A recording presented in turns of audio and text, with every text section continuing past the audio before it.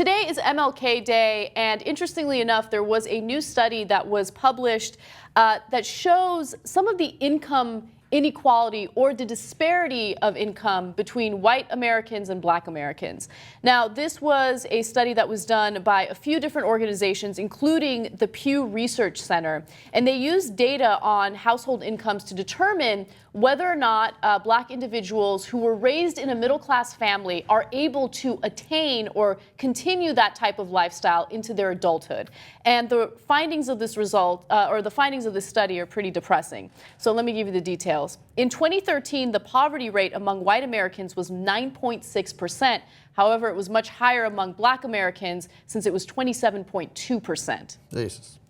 So there are a number of different reasons or factors that play into this, and we'll get to that in a second. But let's also talk about the number of people that are in poverty among black Americans. So 7 out of 10 black children who are born to families with income that falls in the middle quintile of the income spectrum will find themselves with income that's 1 to 2 quintiles below their parents during their own adulthood. So that means they were raised in a middle-class family, but as they grew up and they became adults, they actually slid down the economic ladder. I don't want to minimize the importance of this story. I just think the odds of me hearing the word quintile for the first time in my life and then hearing it again 2 seconds later were pretty slim. Well, I was like, quintile? What's quintile? Oh, there it is again. Yeah. Yeah.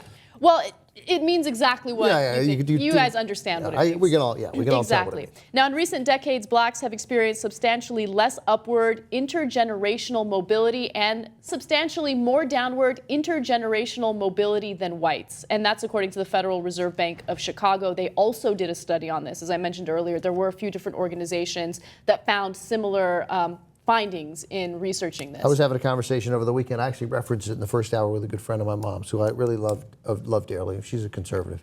And, you know, her sense is that stop giving things away to the blacks. It's only hurting them. It's literally what she said. Like it's only, you know, it's only sort of keeping them down and treating them like children and sort of making other people resent it.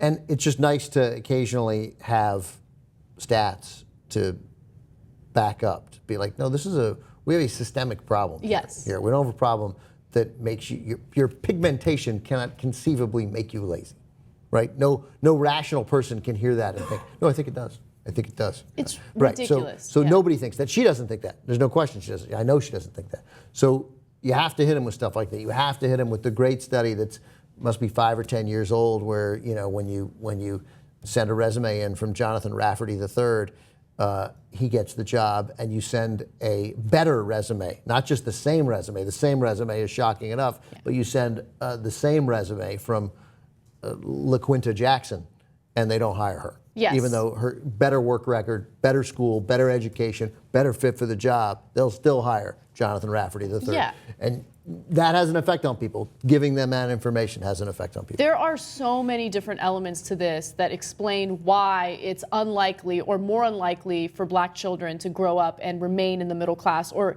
even more rare, become wealthier.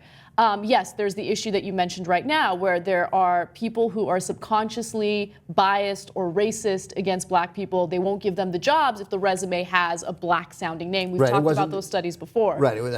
Thank you for saying that. It was just, you didn't see the people. It was just the name. It was just the resume. Right. And if an employer saw a black-sounding name on a resume, they were less likely to hire that person, regardless of what the qualifications were. Even if the resume was better. Exactly. But there's also the issue of our justice system and how black people get prosecuted and convicted for crimes at a much higher rate than white people do. And some people will make the argument that, hey, you know what? It's because black people commit more crimes. I always mention this statistic because I think that it's really relevant in bringing this point home. When you have blacks and whites smoking weed at very similar rates, and then you see black individuals incarcerated at a much higher rate for smoking weed or being in possession of it or selling it, you have a problem there with the justice system. And also, you have to keep in mind that it was only decades ago that we had the issue of segregation, right? So there are so many issues that are holding the black community back. It's not like they had a head start and they screwed it up. You know what I'm saying? Like, the number of people who come out of incredibly poor, depressing backgrounds of any color and achieve great success is infinitesimally small. Yeah. And my hunch is that white people don't do it at any significantly higher rate than black people. If you're stuck in poverty, you're like, good luck getting out of it. And obviously, everybody, every rational person, everybody with a heart and a brain working properly, thinks we ought to incentivize people and we got to make it possible. That you're just like what I want for my daughter and what you will want for your kids, what everybody wants for their kids is that their kids have some opportunity to do better than they did. That's ingrained in parenthood. And obviously, I got news for you. It's also ingrained in black parenthood. Yeah. And all this is helpful. And black people commit a higher percentage of crimes based on their percentage of the population than white people. Again, they don't commit crimes because of the pigmentation of their skin. Poor people commit crimes. The poor people commit crimes in Africa and Europe and Asia and Canada and South America and Latin America. That's how it goes. Yeah. That's what it is. And we have a higher percentage of black poor people, as we just saw.